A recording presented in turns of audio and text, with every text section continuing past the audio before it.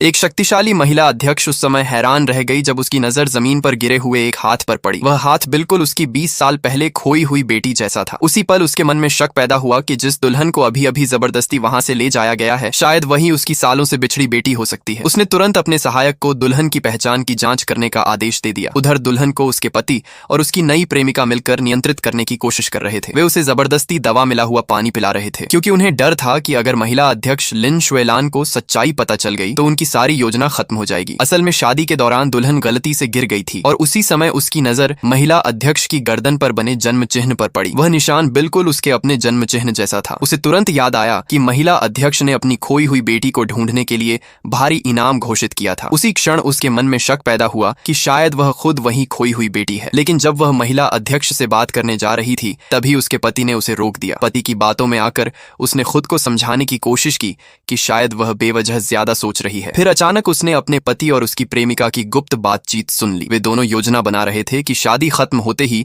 उसे मानसिक अस्पताल भेज दिया जाएगा। जैसे ही वह रास्ते से हट जाएगी, उसका पति उसकी पहचान और संपत्ति अपने कब्जे में लेकर अपनी नई प्रेमिका के साथ नई जिंदगी शुरू कर देगा। उन्होंने उसकी पहचान से जुड़े सबूत तैयार करने के लिए उसके बाल तक चुरा लिए थे। यह सब सुनने के बाद महिला को आखिरकार समझ आ गया कि उसके पति के साथ बिताया गया हर प्यार भरा पल सिर्फ एक सोची समझी साजिश था। सच्चाई जानने के बाद उसने महिला अध्यक्ष के सामने जाकर सब कुछ बताने और अपना रिश्ता साबित करने का फैसला किया। भावनाओं में बहकर वह मां कहकर पुकार उठी, लेकिन उसके पति ने तुरंत स्थिति संभालते हुए सबके सामने हंसकर कहा कि दुल्हन शादी की खुशी में जरूरत से ज्यादा भावुक हो गई है। इसके बाद वे लोग जबरदस्ती उसे वहां से खींच कर ले गए। उसी दौरान उसका हाथ जमीन पर गिर गया और महिला अध्यक्ष ने उसे देख लिया। इससे उसके मन का शक और गहरा हो गया। शादी को किसी भी कीमत पर पूरा करने के लिए पति ने उसे जबरदस्ती दवा पिला दी। हालांकि वह पूरी तरह बेहोश नहीं हुई थी। जब उसका मेकअप किया जा रहा था, उसने खुद को होश में रखने के लिए आईना तोड़ दिया। फिर खून से सना हुआ शादी का जोड़ा पहनकर वह धीरे धीरे मंच तक पहुंची। दूसरी ओर महिला अध्यक्ष लगातार मंच पर खड़ी दुल्हन को देख रही थी और मन ही मन यही सोच रही थी